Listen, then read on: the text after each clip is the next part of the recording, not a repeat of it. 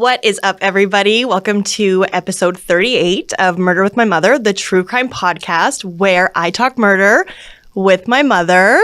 With me. With my mother. She's got her glasses on. She's got her readers ready. Usually, the Maja. Yeah, usually you put those on a little bit after. Well, you're going to get dizzy. I would just say that I'll explain in a minute, but I started a new job this week and I've had to wear them very frequently, and I think that I've actually gone up a couple numbers now. I think that actually happens. Yeah, the longer you wear them, I think the worse your eyes get. Perfect. So I'm going to be fucking blind by the end of next week. I'm just not even going to have eyes. Yeah. So our second time in the studio, you guys can obviously see us. So again, facial expressions, I have to be pretty mindful about that. Sorry if I look like shit because I have to work all day. You look beautiful. Excellent. You look beautiful. Yeah, so it's been about a month since you guys saw us last and heard from us. For you listeners out there that haven't kind of jumped on the YouTube wagon yet, we are on YouTube, you guys. You can see us. So Murder with My Mother podcast on YouTube. Yes. So again, for the new listeners, new watchers, you guys can go back, listen to the first 37 episodes. You could watch the last one because it's on YouTube, like I just said 3 times. So we actually have had some cool people discover us recently and like binge through the whole thing. So that's really, really cool to hear that you guys like us so much that you binged through that many episodes. Yeah, so thank you. Like it's pretty flattering. I kind of think like you guys must be really, really loving us to want to listen to all of it. Really, really fucking bored. Yeah, or working, because I know I would be typing, just have my headphones in, and I'd look and listen to like 5 or 6 podcasts in a row. Sorry, Julian, my boss. I was working, but I'm on maternity leave now, so whatever, Julian. So whatever. But since we saw you guys last, or we didn't see you, but you saw us and heard us, but there's been some weird stuff that's happened locally. Obviously, you guys know we've kind of kept up with a few cases, but there was some wild shit that has happened. There was a really bad case, I think, mental health, Yeah, terrible. I was not here, but apparently everybody that was in the surrounding area. So we are currently in Langley. And so Langley, British Columbia. Langley, British Columbia. I hope that that's not for the rest of this episode, the people that we're about to do our podcast on.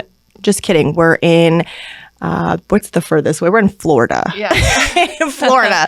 But anyway, we did have someone go and, again, mental health crisis, commit murders. There was a SOS kind of emergency broadcast. An emergency broadcast test was sent out to everybody in our area. Yeah. Letting them know that there was an active shooting situation, which is so strange because we've never had anything like that before. And it was actually right in our area. So Denika was away on holidays. Yep. But it was right in her neighborhood. Yeah, and I actually came home that day, and so as soon as I got back into the area, cell service, we got all these and it's like the broadcast, the emergency broadcast, saying that there was an active shooter targeting transient people. Yeah. So they were going. There's quite a large homeless population. It's an epidemic, right? Yeah. I mean, there's so many, again, mental health and addiction. Homelessness, right? All the in-between stuff, addiction, trauma, which we've talked about cost of living right now. I mean, as we all know, and I'm sure you guys are feeling it also. Yeah, groceries. The cost of living is astronomical right now, and crazy. No one's wages have really met up, no. Which in turn is also increasing the mental health problems. And the homeless problems. Yeah. So again, we don't like to put too much on the person that committed these crimes, obviously, but again, it's all mental health. So to go around and open fire on he was shooting people that were sleeping, that were transient, homeless people and innocent people.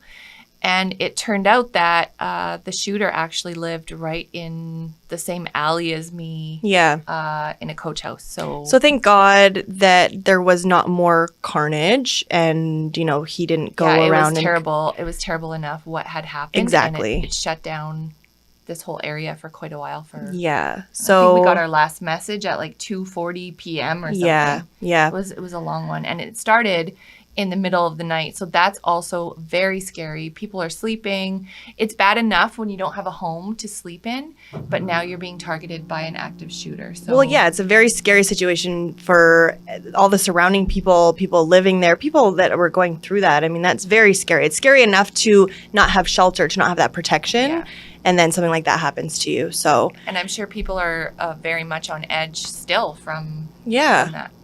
And that same weekend, so the day before, locally, there is a few gangs. I don't even really like to refer them as gangs. They're kind of more groups with people that are, selling drugs. In the criminal trade. Yeah. So what had happened is there was a targeted shooting in Whistler that weekend as well. And it was broad daylight, like noon, I believe. And so there was just a lot of that. There's, this area is known for lately, especially, it kind of goes in waves, but there are things that happen, again, in the drug trade. And basically they're getting more brazen. They're committing these acts in broad daylight. And there's families, there's children, there's the thing. Like, everything around. Middle of the daytime shootings. Yeah. Which used to kind of be contained to like the early morning hours or the middle of the night hours. But now that it's in the middle of the daytime, it only goes to show like there's going to be innocent people that are going to be affected by this. Well, and like I said, some have been already. Yeah, and there's not just one or two happening. It's picking up. Yeah. So just with that being said, everybody, kind of keep an eye out for things. Obviously, it's not ever nice to say, like, keep your eye out for shooters, but you just never know, right? So, everybody everybody get their vests on. Yeah, like suit up. Yeah. But another thing, actually, locally that has been happening is there has been an outrage. I know, like I said, we live a little bit further from downtown, probably about a good 40-minute drive, but we live very close, about 40 minutes, to one of the largest areas of homelessness, and it's known as the downtown east side. So right off Hastings Street, obviously, again, very sad. There's a lot of, you can see the generational trauma, a lot of people that are down there, and a lot of people that are down there are Indigenous.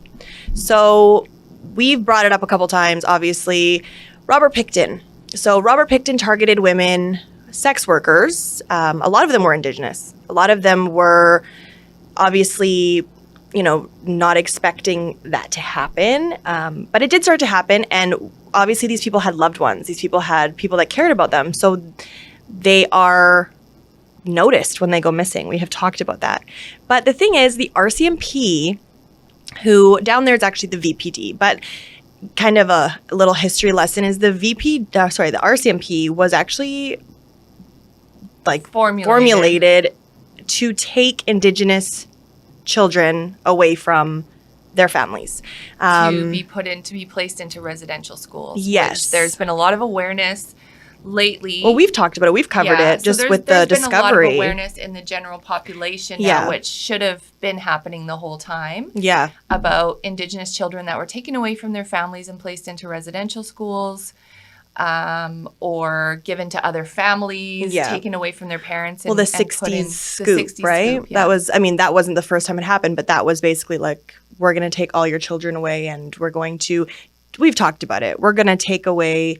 We're going to take Indian out of the child is what was said back in it just makes me back sweaty. In the day. Yeah, it makes us very mad. Sad, mad. Everything. But what's happening right now within the downtown east side area and surrounding areas is Indigenous women are being found murdered, or sometimes they say that they are not that murdered. There's no evidence nothing. Of murder. Well, there's nothing suspicious, which is, it's almost like deja vu, because in the early 2000s, from the 80s, the 90s to the early 2000s, women were going missing. Their families were trying to bring it to their attention, and it was kind of just like, they ran away. It's nothing. It's not connected.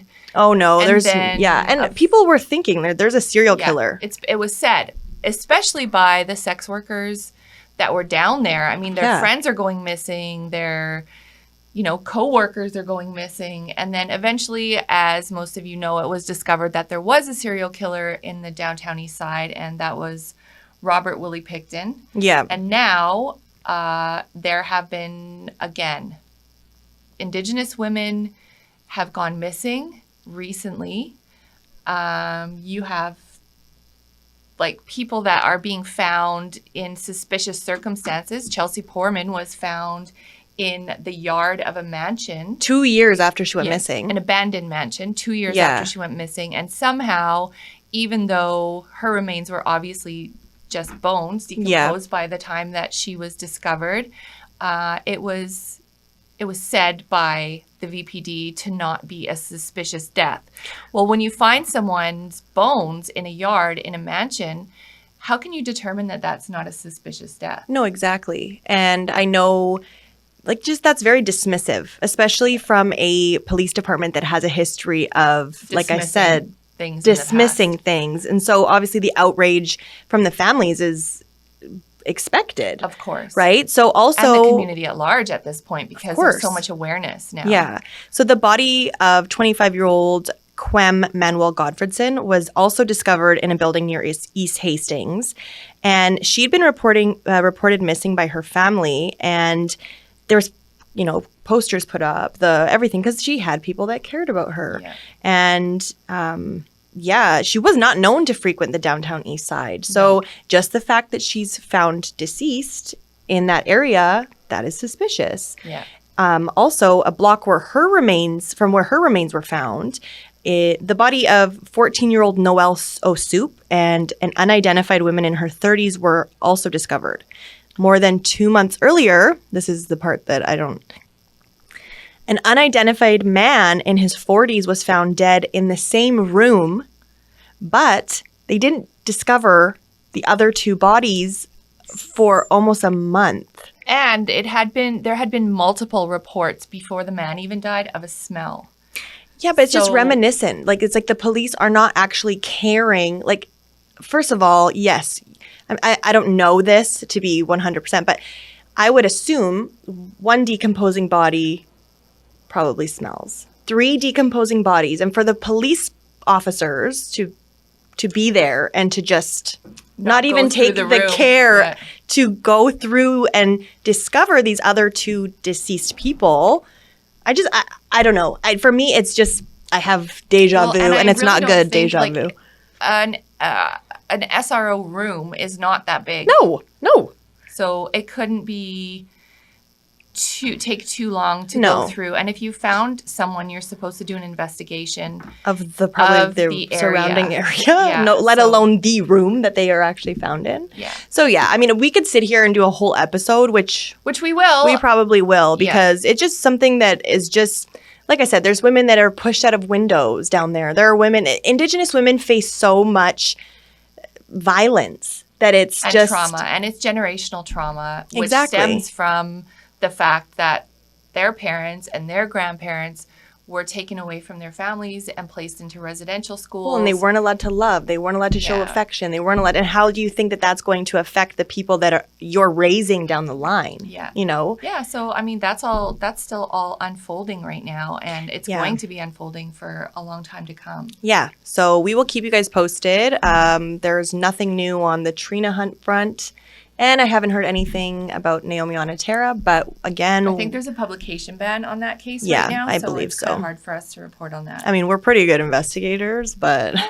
I'm known to stalk a couple things, man. Mom is the #1 Facebook stalker, so if any of you guys need, anyone... want your boyfriends followed or I probably know stuff already about your uncle's dad's sister's second friend. cousin. Yeah. Literally sometimes she'll send me a screenshot and I'm like, how did you find that person? And she's like, well, I was on this and this and this. Yeah. And it's like, you're deep in the creep. So and the funny thing is I got all my practice from creeping on Denika when she was 14. 14. Yeah, it was bad. That was bad. So she got you. Yeah, so if you need you're welcome. Yeah. So today's case, actually, to kind of is a local case. It's kind of a local case, but the victim is from about 15 minutes away from where we are right now. But the murder actually takes place in a whole other country, a whole other continent. So the case today is Mom's case. So I'm going to let her kind of segue into that and explain to you guys. This case actually stuck with me because I remember when it was all happening and when I thought it was time for me to pick a case, this one really jumped out at me. So this case is about the murder of Jaswinder Jassi Sidhu.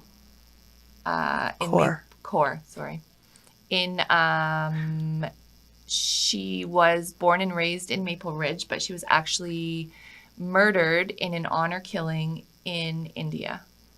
Yeah. So as you guys know, I mean, honor killings, I mean, if you don't know, honor killings they're actually very common. So, I mean, okay. So it's typically a murder of a female relative, and it's usually perpetrated by a male relative. So usually it's for perceived transgression. So for what they think is something wrong. And something it's against... that makes their family look bad. Yeah, against cultural norms or religious, gender, whatever. Gender-based standards, basically, that they hold their families to. Yeah, like basically if you're promiscuous, if you're disobedient, if you are raped, you bring shame to your family, which is crazy because obviously that's not something that someone is not like, that's not something I can wrap my head around. It's a very antiquated view of things, and you have some of the history about how it started. Yeah, well, it's prominently in countries like the Middle East, Indian subcontinents, Africa, immigrant communities within North America and Europe. And the killer is usually supported by the family and the community because it's restoring honor. So obviously, as fucked up as that sounds to us, some communities and cultures, there's a lot of honor killings. I mean, you hear about it. Stonings, public stonings. Yeah. Everyone, even the kids are stoning a woman. And like I said, sometimes for being raped. So the UN did a survey and obviously kept track of what they said that was probably the norm and the number of what's happening. So they said that there's about 5,000 honor killings that happen globally per year. But the real number that's based on a little bit of a closer look is actually closer to 20,000 honor killings per year. Well, and if you think about the smaller villages and the places where it's not reported, exactly. You think about how high that number actually is. It's terrible. Mm-hmm. 100% terrible. And awareness was really brought to it a little bit more because it happened here. Yeah, this is somebody first world country. And she's a Canadian citizen. Yeah, Jassi was she was born here. She went to school here. And that's kind of why you see, there's a lot of things in different cultures, especially the Indian culture and the Sikh religion. I mean, obviously there's people that are more extreme. We find that in every religion. There's extremists. There's cultural extremists where, again, going against something, we have extremists here. Yeah, for sure. There's extremists in everything, right? But this is extreme. To kill a female relative of yours, and this isn't just perpetrated by the male of the family. So we're going to get into the facts of the case. Exactly. So with that, we will hop into episode 38, the murder of Jaswinder Kaur Sidhu. Enjoy. So Jaswinder Kaur Jassi, as she was known, was born and raised in Maple Ridge, British Columbia. Her family was wealthy and they were blueberry farmers. So they lived in a... It's a lot of work. A lot of work, blueberries. So basically they lived in a compound. The family lived in a compound on the same land, and it was said to have like 19 rooms or something. I'm about to do that. Yeah. Like literally everything is so unaffordable. We all are about to do it because it's so expensive right now. So she was born to her mother, Malkiat Kaur Sidhu, and her father, who basically was schizophrenic and did not, I think he was kind of just like maybe a subservient part of the whole thing, because her mother's brother, her uncle, was Surjit Singh Badesha, and he was the head of the family.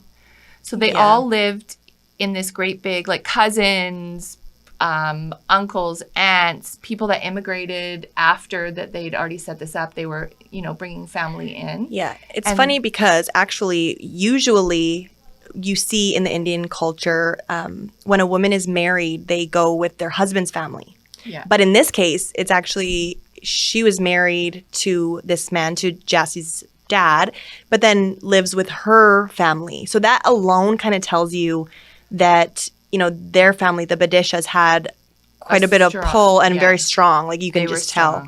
Yeah.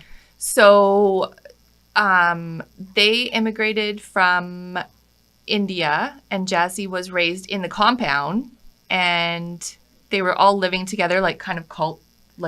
Yeah, really. yeah. And so which again isn't looking too bad right now, because I'm about to start a cult myself and move somewhere. So she was raised and went to school and everything here. In Pitt Meadows, right? In Pitt Meadows, but she was not allowed to socialize or do anything that a normal Canadian teenager does. And you see that because growing up with not too many East Indian people, but enough, you learn the culture, right? I mean, this is Canada. It's very multicultural. So you kind of get a little glimpse into the culture, which I think the Indian culture is so cool. Me too. And it's beautiful. Yeah, I would love to go there. We're going to go there. Yeah, we will go there. And it is, however, very different from here. Yeah. And especially the family that Jassi was born into, she was basically just around to make a good marriage and have children. So that was kind of the focus on her life. And she, because if you are a female... She's beautiful, too. Just very beautiful. To say that. That's probably why she was so, like, highly... I mean, also, I don't think it hurts that people want to marry their daughters off because you get, like, $500,000. So I have this listed. She was raised, basically, and they had already arranged several possible marriages for her. Yeah. And so if they were to have a dowry of $500,000, they could bring someone from India to marry her, and then he would in turn give children. Yeah. And which would increase the value, like... Well, and bringing two families together that are powerful families. Like, they want you to marry somebody within your caste, which again, okay, so for you guys that don't know what a caste system is India's caste system was actually officially abolished in 1950. But the 2,000-year-old social hierarchy imposed on people by birth still exists in many aspects of life. And there's actually the caste system that, I mean, like I said, there's no caste system, but a lot of people from India and other countries as well go off of the caste system still to this day. Yeah. So I actually knew somebody, she was raised in England. So again, there's a large East Indian community in England as well. So she was raised in England. She was probably in her 60s, I would say. So I worked with her. And one time she said to me, oh, my son, he was dating. So I would always get the scoop from her, right? Early morning shift, whatever. And one time she said, oh, my son's dating this, in her English accent, my son's dating this girl, and I don't think I approve because her last name is da-da-da-da-da. And so there you go. Right? And I was like, huh? Like, her last name. Like, for me, because, that's so...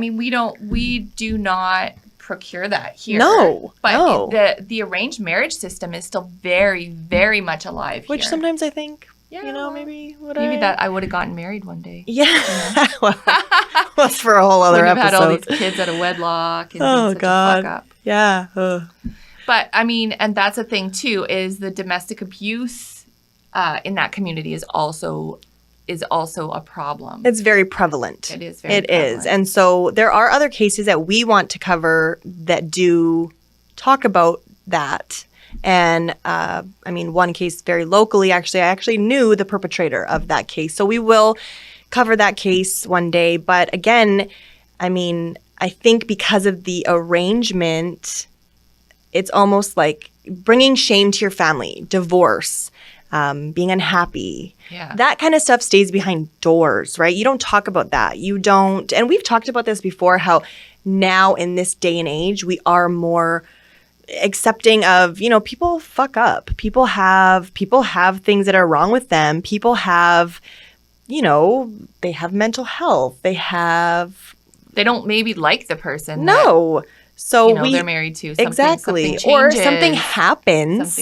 And you can leave and you can be safe. You know, people always say like, oh, today's day and age, there's so many divorces. Yeah, because people know that they don't have to fucking tolerate bullshit in their substance abuse, cheating, anything, even just being unhappy. And sometimes nothing even needs to happen. Maybe you wake up one day and you're like, I don't like you anymore. Yeah. But for you to just that's what happens to me all the time. So I don't know. But so she was disregarded so little by her family that even her paychecks, when she had her job, she was expected to have a job at a young age, and she didn't even get to keep her paychecks. They were deposited into a family account. Yeah. So she, after graduating from high school, Jassi attended beauty school at Maple Ridge Aesthetic Academy. And even there, her cousins and her uncle would wait for her to get off class and pull her home right away.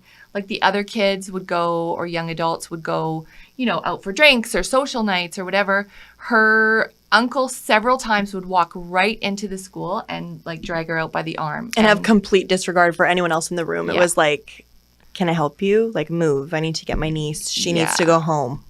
Like, and she's like, what, 20? She was 20, probably at that time? Yeah. So in her 20s. And you couldn't tell me what to do when I was they like actually 13. They actually had a 60-year-old man arranged for her to get married to, and she refused. Yeah. So I'm not sure like exactly what happened to her each time she would refuse a marriage, but can you imagine being expected to marry a 60-year-old man just because of social? Because he's rich and and men can procreate forever till they die. So yeah. He could still give her all the seeds that she needed to make babies. So on a visit to the city of Jagaron, I could probably say a lot of this stuff wrong, in the Punjab state just of India. Just turn it to me. I'll say it. In December of 1994, Jassi actually just happened to run into this man in the town. He was just coming back. His name was Mithu. He was a professional kabaddi player, which is a sport. It's actually pretty much a glorified tag. I don't know if you've ever seen kabaddi. I have not seen it. Mandeep plays kabaddi, and he actually, my old landlord, shout out Mandeep, he gave me a whole, because he's like, yeah, he's all sweaty, came to pick up the rent one time. I'm like, what? He's like, oh, I was playing kabaddi, and you know, I was like, what is that? And it's basically, it's glorified, a really aggressive tag. Oh. Yeah. I'm going to watch it because you need to. That's pretty cool. Like I when I was researching, I was wondering what it was. So yeah, which is funny because at that time, so around this time, in the early 2000s, kabaddi was like, it was a game that people played, whatever. But in today's time, you would make a lot of, it's like you're a soccer player, you're a basketball player, you play for the NBA. Kabaddi has a league that is very, very, you like my accent, I can see you looking at me, I know. It's all that practice. I thought your dad was Chilean. No, I'm actually East Indian. So there you go. So she happened to meet this. You don't seem surprised by that. You're like, yeah, she could be. Who knows where I was. So she happened to meet this young man whose name was Sukhwinder Singh Sidhu, and his nickname was Mithu. And there you go. Yes.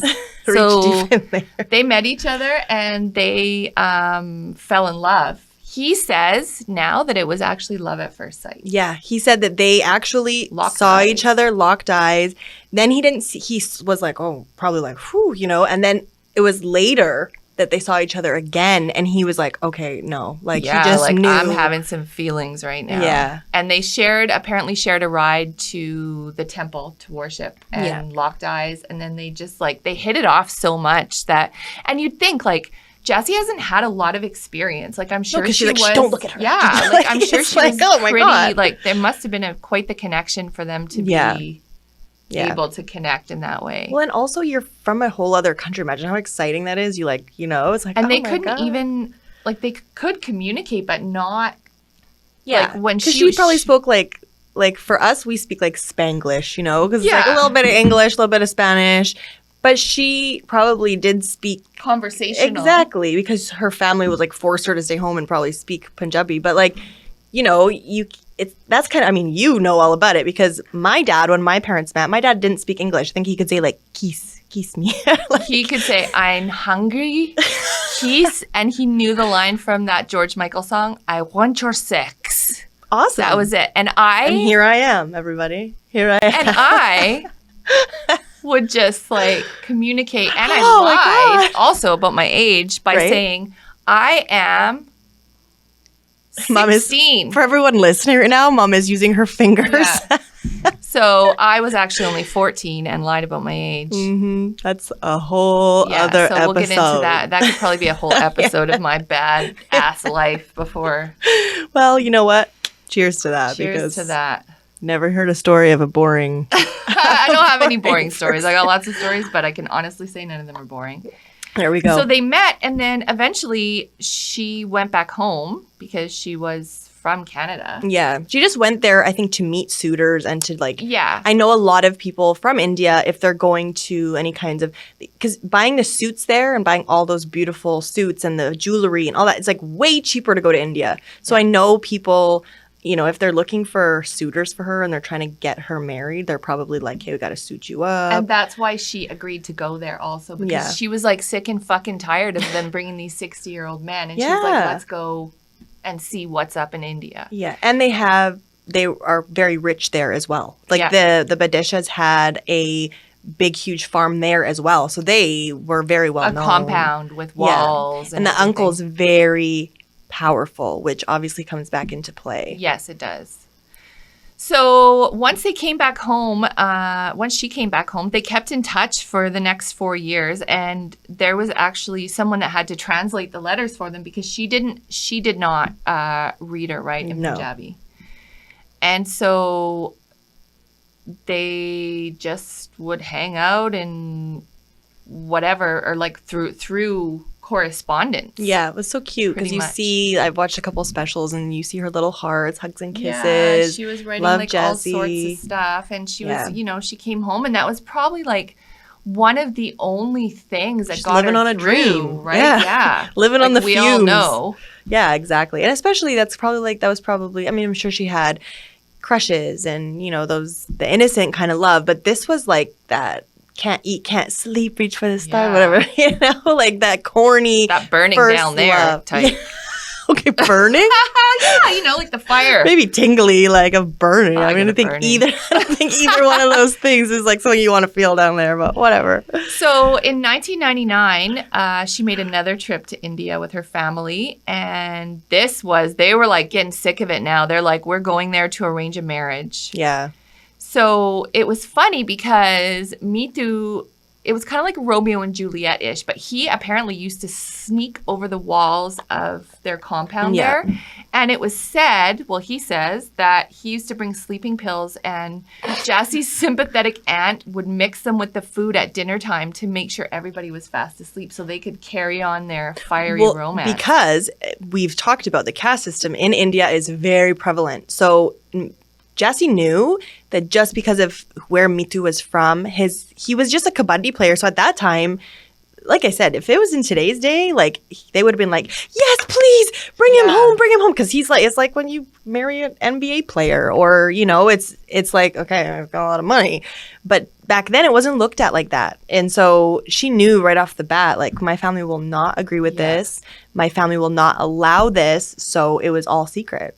So they actually snuck away on March the 15th, 1999, and secretly got married in another town. So they each, I think he had a friend with them to witness, and so they did not tell the family. No. So nobody knew that they were married. Which, imagine, because they're looking for her to be married to someone to kind of broaden their their family and their power and their control. Imagine holding that in too. Like, she told several people that she would be murdered if they found out. Yeah. Oh, yeah. So she had, like, She knew. So imagine a love that powerful that you're willing to, like, if what's going to happen. Well, we'll tell you what's going to happen now. So we will. A year later, her family discovered they found some of the She kept those letters. Yeah. She went to the owner of her school, which now she actually worked at. Yeah. So she went there and she said to the lady who owned it, who I guess she had become pretty close with. Yeah. It seems like this poor lady is like the whitest lady on the planet, and witnessing these East Indian people come and like drag her. And she said to her, like, if I keep letters in my locker, will you look at them? Yeah. And she was like, what the fuck? I'm not going to go through your locker to read your love letters. But she said, if my uncle comes in here, or my family can't see them. Because will you open? And she's like, no, why would I do that? Probably not, because again, like, if Grandpa Corby came and was like, let me open your letters, like, he wouldn't do that. That's not something that you have to. No, like, it seems like a foreign concept to us. Especially to a 20-something-year-old woman. Yeah. I mean, I understand you setting my MSN to record when I'm 14, because that's that is your right as a parent of a minor child. But this just takes it to a whole other level. So a year later, they did find out about the marriage through relatives in India also. Yeah. So I guess word was getting out, because Jassi was sneaking money away too and sending it to Mithu. Yeah, to buy a new scooter. Yeah. Yeah. So they strongly disapproved, obviously, and they attempted to persuade her to get a divorce, first by offering to buy her a car and material possessions. And then when that didn't work, they were beating her. Yeah. So after those attempts failed, her family pressured her into signing a document, which she couldn't read Punjabi. So they told her that it was a document to sell some land, because obviously everyone's name is on the land, and she signed it, not knowing that it was actually a document that contained criminal accusations against Mithu. And probably having a little bit of faith in your family, like, well, they wouldn't, I mean, I probably wouldn't, she was but pretty naive. Scared too. And scared, yeah. So when she discovered... And again, her mother is the one who punishes her, not her father. Her father was kind of out to lunch, I believe. Her father was schizophrenic. Yeah, he struggled with mental health, but I think that he was kind of not really even... Also bullied by the mom and the uncle. So when she discovered, because Mithu was then arrested because they said that he forced her to get married against her will. By gunpoint. By the gunpoint, and that was the documents that she had signed. By the gunpoint, yes. So when she found out, like, what the fuck was going on, then she went to the police here, who then contacted the police in India and, got the charges dropped. And they actually got really lucky with that, because the police there were very corrupt. Yeah. They happened to get a police officer in India that was not that... the one probably of like 10 that was not corrupt, or not, because the uncle, again, we've said he's very powerful. So the control that he had there, it did leak into the police department. It did, it was different jurisdictions. He kind of had control over everything that was going on over there. So once all of that was happening, she was held in the family home. Yeah. In the basement. So basically confined against couldn't her go to will. work, couldn't go. Just kidnapped basically and put in the basement. Yeah. So she managed to escape and get some money together, and she was still in contact with Mithu, and she called him from a friend's phone, I think, and said, like, I'm coming there right now, and got on a plane. No, it's too hot here. You won't like no, it. It's too hot here. Yeah, like, so cute. When you see an interview with him, it's very innocent. Like, no, it's too hot here. It's okay. You won't like it, like, because you're from Maple Ridge. Because she was saying, like, I'm coming there. We're married. I love you. We're gonna have our life together. And she got money from a friend, bought a plane ticket, and flew to India on May the 12th, 2000, and reunited with Mithu. They basically were in hiding, just wherever. Yeah. And they were so cute because they were going to, like, it was them against the world, basically. They were going to plan. You already feel like that when you're, like, young. So imagine actually, like, having to hide and run away from your family and... But they were going to then have a wedding ceremony. They were planning it together. Yeah. So well, weddings are huge in India, right? Yeah. They're very, I think there's like 6 days. If anyone gets a chance to go to an Indian wedding that is not an Indian person, please do it. I'm still waiting. So I drive a limousine also, and I drive for a lot of Indian weddings, and the beautiful clothing and the jewelry and the swords, the traditional swords. Oh, the turbans, like everything's so cool. It's so beautiful. And the gold. The makeup. Like, it's like, oh. I wish that I could have an Indian wedding. If I ever get married again, I'm going to... Sorry, Carlos, but I'm going to have an Indian wedding. Indian makeup. To someone. So then if I have an Indian wedding, then you can come to it. I don't think you're going to have an Indian wedding. I don't think I'm going to have any wedding. But I mean, but whatever. Hopefully someone does and invites me. If you're listening and you're having an Indian wedding, please. Oh! We're going to an Indian wedding. We're going. Yeah. That's it. I don't know. Anyway. Anyway, sorry to get back off track. They love it. So she went, and they were planning to go and do this shopping for their ceremony, and a phone call came in from her mom. Somehow they had been tracked down at which a relative's would freak house. You out probably just that she found you in the first place. Yeah. And her mom actually said to them on the phone, like, don't have the wedding. We're going to help pay for it. Just wait for us. We forgive you guys. We approve. We know you love him. Yeah. So they were actually so happy about this that they went out that night to go shopping for stuff for their wedding. And while they were out shopping, this was on June the 8th, so she'd been there for nearly a month now. They were kidnapped. They were ambushed. They were on a dirt road by in like the middle 10 of nowhere. people. Yeah, so they were ambushed and kidnapped, and Mithu was violently beaten. Well, they had swords. Yeah.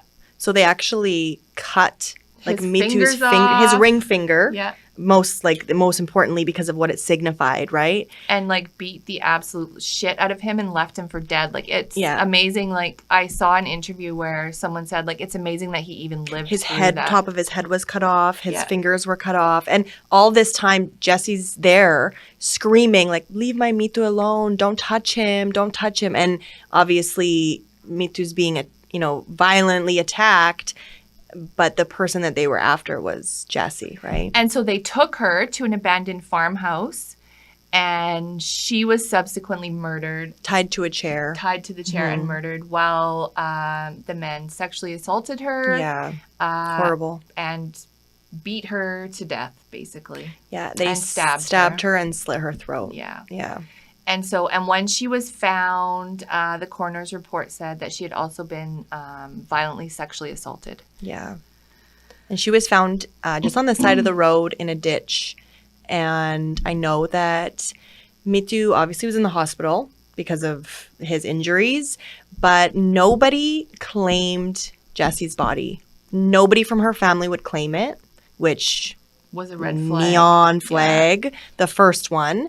And so Mithu's family actually had a service. They cremated her, and they had the service themselves. Yeah. Which So, and it broke over here, like the news broke over here that a woman from here had been killed in India. And at first, it wasn't really... The robbery. It was a robbery, and it wasn't really correlated. But it started...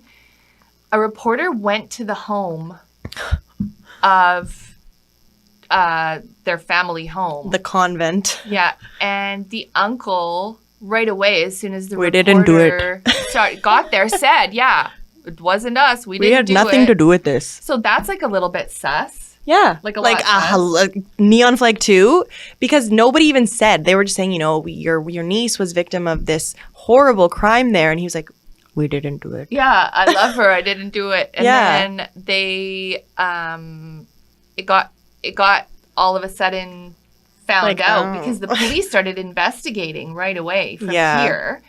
And there were... I don't know if the police here were very, quick to do it, but I think with a lot of pressure, because a lot of journalists, after catching wind, and obviously the people that were close to her, her principal from her high school knew just of kind of, I think, the family. Obviously, there was a lot of kids because there's a large family. Yeah. So I think a lot of those kids went to the same school. And you have to, when you're seeing the same stuff happen, there's bruises, there's this, the disciplinary action that's being taken against these kids. Then all of a sudden she's an adult and she's not let out. And please don't look at my letters in my locker. No, exactly. Just all of that. My family will kill me. And then he brought attention. Exactly. So, and obviously that's like ding, ding, ding. Okay, she said she would have been murdered for this. It was found out, and now she has been violently murdered. So they connected the dots anyway, and it broke globally that it was an honor killing. Yep. So it took a long time. This happened in 2000. It's 2022, so 22 years later. And the court proceedings go from 2000, not even, because I think the mother and the uncle... Well, first they found out that the mother had been in contact with the alleged hitman 300 times. Yeah. And there was a lot of phone records from Maple Ridge to India. Mm-hmm. They really weren't very careful about any of that stuff. Because they didn't think. They're probably invincible. They feel how is anyone going to piece together? And they're not going to do anything about it. It's in India. We didn't do it. Obviously, we're here, right? So you get kind of cocky, I think. So, and they were not, her mother and uncle were not arrested until January the 6th, 2012. Yeah, which 12 years later. So the local hitmen involved were arrested, tried, and convicted. So Darshan Singh is actually the person who orchestrated the whole hit there on, obviously... Through the phone. Through the uncle. The uncle is the one who set it up, the uncle and the mom. And actually, apparently... It was the mother who actually gave the orders, don't let her live, kill her. And so... can you imagine? Could you imagine? Oh, my goodness. Imagine if you would have had me killed 17 times already if it was brought shame to the family. But basically, it was... So Darshan Singh was the person who ran the family farm down there. Okay. And so he was actually... sentenced to life in prison in India, but somehow his daughter and Surjit's son are married, and Darshan actually lives in Maple Ridge. Yeah. And he's a permanent resident after he got out for murder in India. There were some papers, obviously. I don't know. That's pretty sus to me. He's here living in India. Living here, where he should be in India facing murder, life for murder. Yeah. Because he was found guilty. And obviously, there's a lot of corruption there. We've already kind of covered that. But one of the police officers down there so they kind of had it where Jassi was taken was under one jurisdiction. And that jurisdiction was known that the person, the chief of police there was very, very corrupt. So where she was found, though, was in a different jurisdiction. And that jurisdiction was a different police officer, probably, again, the one of a couple that was not corrupt. Yeah, so he's the one that was like, no, we're pursuing this. We're going after this. This is happening. Luckily. Or else it would have just been oh, well. Well, luckily, and this is horrible to say, but I'm glad that they disposed of her body there, or else this would have never, obviously I wish this didn't happen at all, but because of where they left her body, that gave them all the right to investigate it, because that police chief was like, no. And he, in interviews, says, I've been threatened. People have called me and said, we're going to kill you, your family. Exactly. So it's like. And also, Me Too, since then, has been brought up on multiple charges because of rape. People are out to get him because of what he caused to the family that Honor killed his wife. Mm-hmm. And he has had that one police officer that's been fighting for him. Yeah. So the woman who accused Me Too of raping her actually came forward later and said, my boss on my farm I work, Darshan Singh, sounds familiar, he actually got me to say they paid my family and they told me that I just had to say that he raped me. And so Mithu was in jail until this came out. Yeah. And actually, Mithu was still in jail because obviously you have to think. We've talked about trauma and what that does to people. So imagine seeing your love of your life is taken and then your she's head's cut off. Oh, everything. Yeah, everything. So he actually, I know, he had a substance abuse problem. Yeah. So one of the times he was in jail was because it was a drug charge. So it was an unrelated drug offense, which is related because it's like he wouldn't have to do those drugs if he wasn't trying to numb all that shit that he's been through. And, obviously we never like to see substance abuse, but that's just what comes with trauma. So we know that. Work through your traumas, everybody. Yeah. Don't let your traumas work through you. PSA from today's episode. So, mother. So, I need to work through my traumas right now. Yeah, right now. We're going to pause the episode. Mom's going to work through her traumas. Quickly, though. I don't know if it would be that quick. So, they were trying for years. This went on for years and years and years because they had to extradite. Finally, Canada got on board. Yeah, and they had to extradite them to India to face charges. Yeah. So how long did it take? So they were actually extradited. Let's see here. The extradition. So May 9th, 2014, BC Supreme Court Justice Gregory Fitch orders Sidhu and Badesha to be extradited to India to stand trial. So the then Justice Minister, Peter MacKay, later signs surrender orders for both accused. I remember when this was happening. I remember the news when they were finally going to get extradited. And they were still in the news I didn't do it. Yeah. Then in April of 2015, the Supreme Court of India acquitted Darshan Badesha, which I think is Darshan Singh, which obviously Singh is just his middle name, Darshan Badesha, of all charges related to Jassi's mother. So that's obviously... Jesse's murder and mother, I guess. Yeah. But that's why he can be here living in Canada, which is strange to me. But February of 2016, the BC Court of Appeal sets aside the surrender orders for Malkeet and Surjit. In a split decision, the court says it wasn't reasonable for the minister to accept India's assurances about Sidhu and Badesha's safety. So they were worried about them being safe. So August 2016, the Supreme Court of Canada agrees to hear the government's appeal of the appeal court's decision not to extradite them. And it's funny because actually there's an interview I watched. Canada was just, because they're right now basically they're like, you're not extraditing them. They won't be safe in India. Yeah. I was like, okay, go fuck yourself.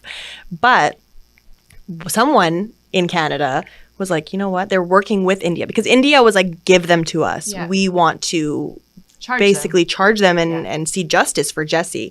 But it's funny because their defense lawyer got a call in the middle of the night saying, obviously, I mean, I would have liked to see this happen sooner, but of them being snuck to India, like in the middle of the night on a red eye. So someone was trying to, but it got stopped. So basically they didn't go to India as soon as they should have. But in 2017, the Supreme Court overturned the appeal court decision and they were ruled that Sidhu and Badesha should be extradited to India to face trial.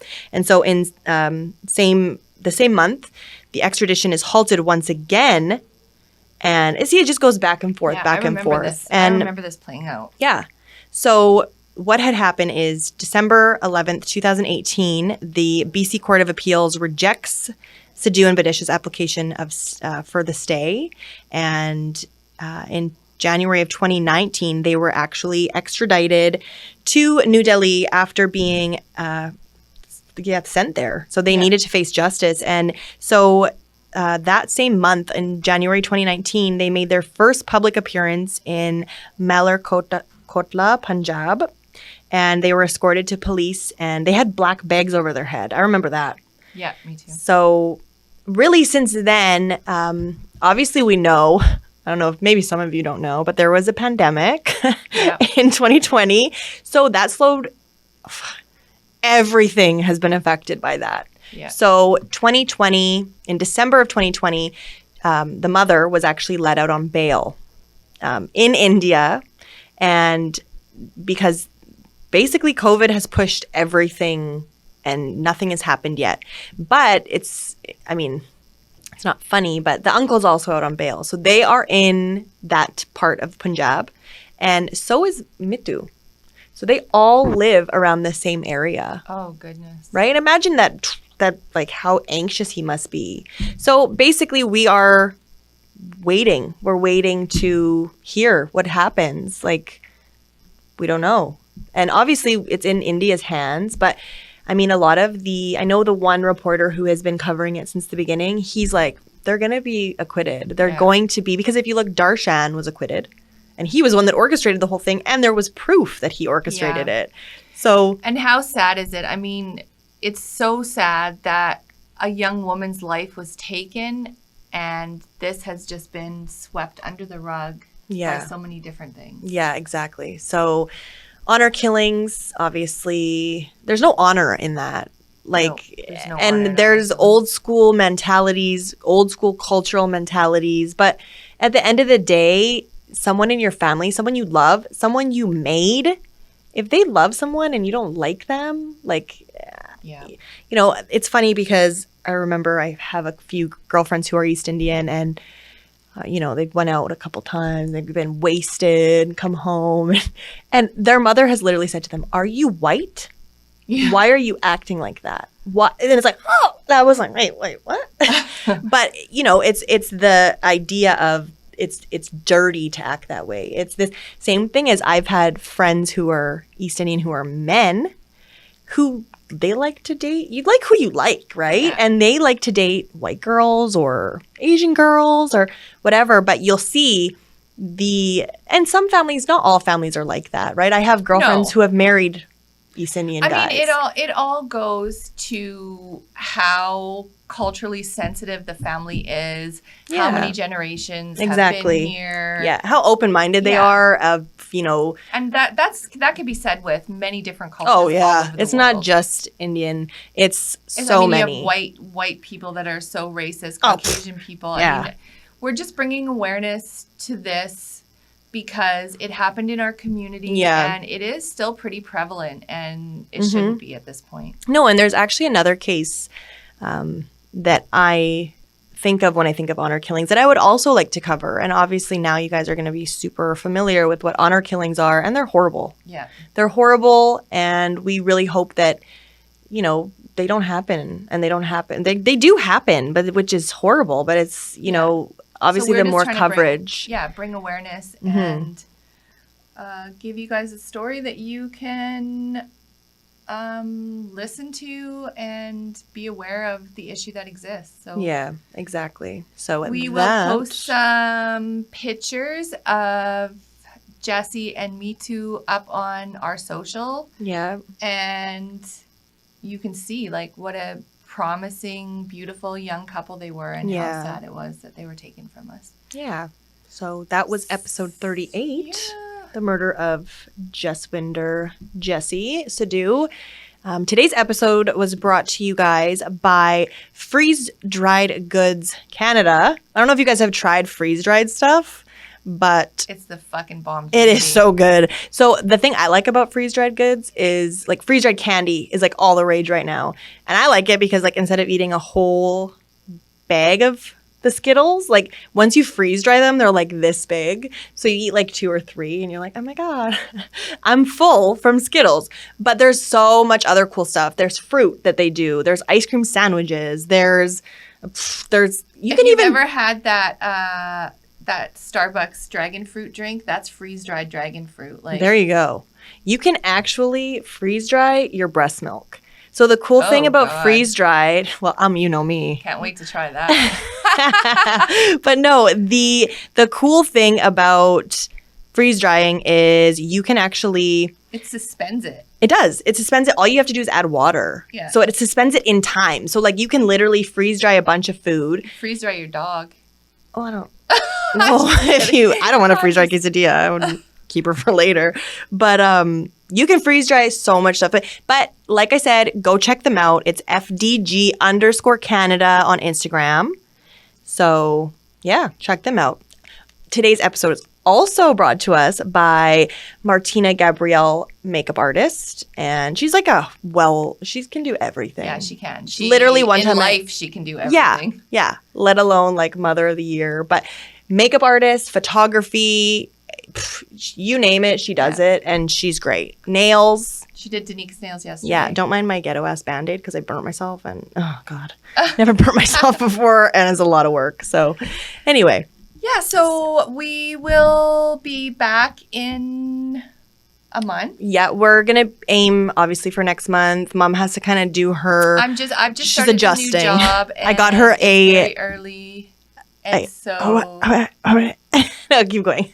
So we are going to step it up to every 2 weeks. I'm just trying to get a little adjusted to a job that is fucking hard, different. Yeah, it's a lot different. There's a lot to learn, and I right now am a zombie, but I made it through. But so, you did great. I'm gonna be a fucking efficient zombie by the next time I'm here. Well, you're gonna be extra efficient because let's just backtrack. So Mom has been, because obviously she applied for the job, she's waiting, she's been a little distracted. So I've been ditched like sorry guys, 17 times in the last month. It was supposed to come out, or we were supposed to record last week, but I double booked myself on many different fronts between interviewing, between starting a new job, and that process once I interviewed went very quickly. So I just started the job on Monday, and here I am. Here she is.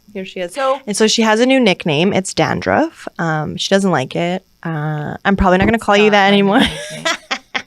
Well, when you ditch me, you're my best friend, my mom, all these things. So I need to but anyway, I've got you a nice new agenda. So you can, write your plans down. And then if something else comes up at the same time, you can be like, let me check my agenda. Oh, fuck. I'm sorry. I actually have something going on with my daughter.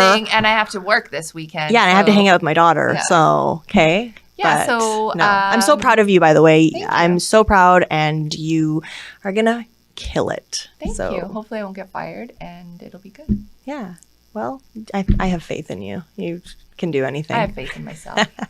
Especially with your new agenda. Yes. Okay, so thank you very, very much for coming back and giving us a listen and a watch. Yep. And we will see you in a month. Yep. You guys know, go check out our socials, Murder with My Mother podcast on Instagram, Facebook, TikTok, which...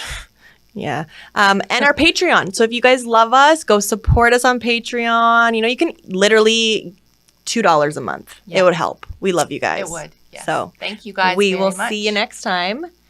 But this has been Murder with My Mother, where I talk murder with my mother. Bye, everybody. Bye.